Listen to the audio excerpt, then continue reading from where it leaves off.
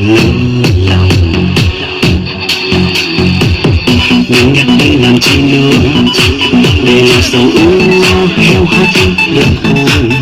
Hãy quên đi cuộc tình làm lỡ hơi người. Hãy cơi nỗi tâm hồn sống nước trái tim mình. Đừng ngần ngại chị em khi con tim ta từ lâu đã thuộc về nhau. Xóa hết những nỗi buồn, hãy sống với những tháng ngày hạnh phúc. Đừng để cuộc đời mình lặng lẽ trôi qua mau. Gạt bỏ hết quá khứ, những lỗi lầm đã qua. Hãy để anh yêu em với tất cả tấm lòng chân thành. Hạnh phúc sẽ đánh mất và tình ta sẽ mãi cách xa. Nếu như em cứ khép kín con tim để cho lòng giá băng. Gạt bỏ hết quá khứ, những lỗi lầm đã qua. Cuộc sống có bao lâu, hãy yêu trái tim đừng hững hờ. Đời dẫu có sóng gió và tình ta còn lắm trái ngang.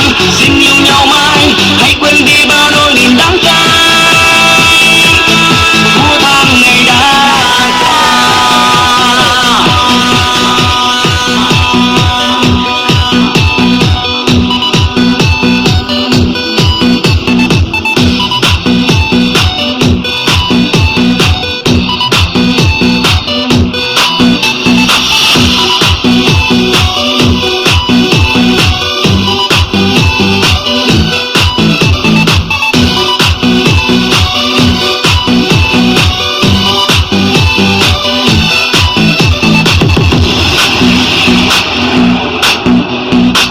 Đừng khóc người yêu hơn, người lại nỗi đau chỉ thêm buồn.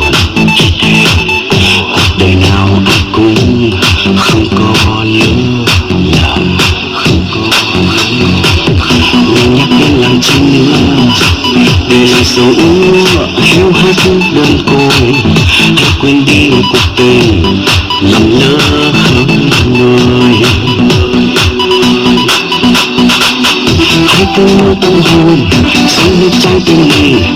Đừng ngần ngại chị em khi con tim ta từ lâu đã thuộc về nhau. Xóa hết những nỗi buồn, hãy sống với yêu tháng ngày hạnh phúc. Đừng để cuộc đời mình lặng lẽ trôi qua mau. Gạt bỏ hết quá khứ, những lỗi lầm đã qua. Hãy để anh yêu em với tất cả tấm lòng chân thành.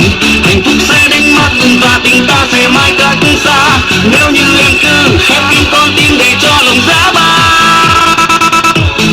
Gạt bỏ hết quá khứ, những lỗi lầm đã qua.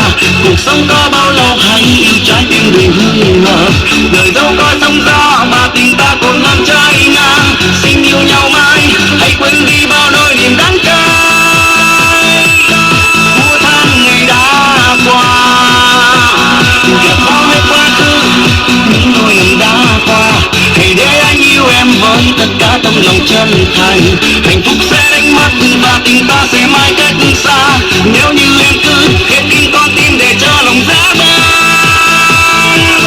Gạt bỏ hết quá khứ, những lỗi lầm đã qua. Cuộc sống có bao lâu, hãy yêu trái tim.